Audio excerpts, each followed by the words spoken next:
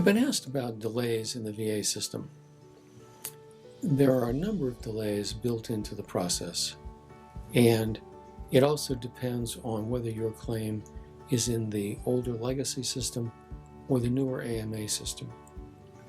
In the older legacy system, there are several delay points or choke points. The system starts, as you'll recall, with a rating decision from the VA's regional office. Generally speaking, those decisions are fairly prompt, typically 120 to 180 days, although some languish longer. Once the initial rating decision is made in the older legacy system, there would typically be a delay for either a review by a decision review officer and issuance of a statement of the case, or simply an issuance of the statement of the case without DRO review. In either event, the statements of the case tend to be issued quite slowly, and there is often significant delay at that level. However, as fewer and fewer cases remain in the legacy system, that becomes progressively less of a choke point. Once a statement of the case has been issued, the next step is for the case to be certified to the Board of Veterans' Appeals, and that can be a source of fairly extensive delay. However, again, as there are fewer legacy appeals, that is typically less of a problem today than it has been in the past. Finally, once the case is certified to the board, the issue is simply the board reaching the case, which they take in docket order, and deciding the case. Some people have been under the misimpression that with legacy cases, they could speed up the process by skipping a hearing. Generally speaking, that is not going to affect how quickly the board gets to the case because they take them in docket order.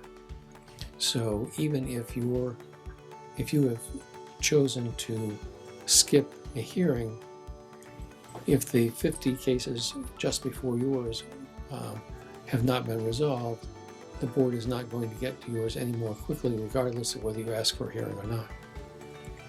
However, the board has a second level of delay, and that's the time it takes from the time the board either reviews the case on the papers or holds the hearing. Typically, with a hearing held, there will be a delay of usually about 60 days for the board to get the written transcript prepared and have that available to the judge. Generally speaking, that's not significant because typically the judges don't get to the cases that quickly in any event, but it kind of sets a minimum time for decision by the board. Unfortunately, because the board hears literally thousands and thousands of cases, their goal is 90,000 cases this year, it means that each judge has a number of cases. As a result, there is often a significant delay from the time the case is presented to the board to the time that the judge actually is able to issue the decision. We have had cases where there was a delay of as much as 2 or even 3 years, but typically the board judges seem to try to get the cases out within a year or so of the time that they are submitted or there's been a hearing.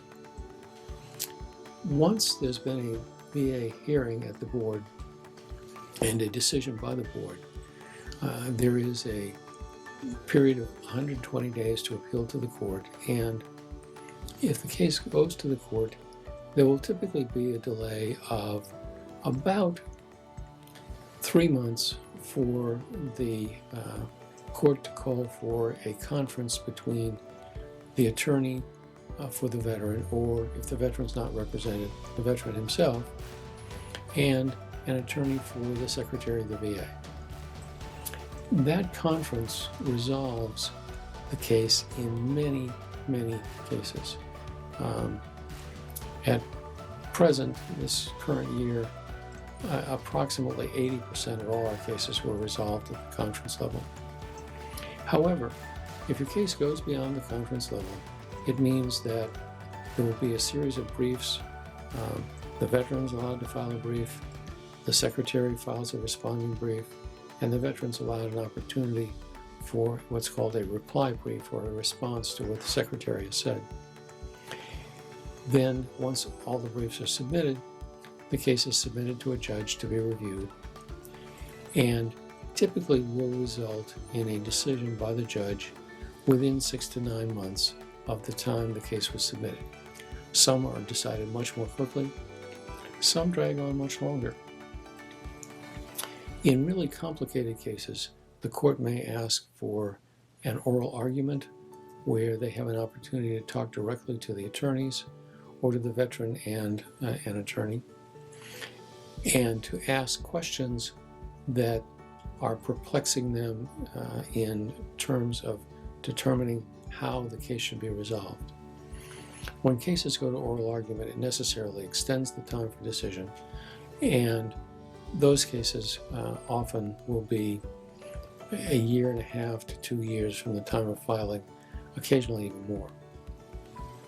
The final step in the process, if the result is still unsatisfactory to the veteran, all the way from the initial rating up through a decision by the Court of Veterans' Appeals, is an appeal to the Court of Appeals for the Federal Circuit. That court is the last opportunity for the veteran to have a review of his case other than the U.S. Supreme Court. Because the Supreme Court very rarely takes veterans' cases, there have only been a handful in the entire time there's been court review from 1988 to now. The result is that the Court of Appeals for the Federal Circuit is really the last meaningful opportunity for review.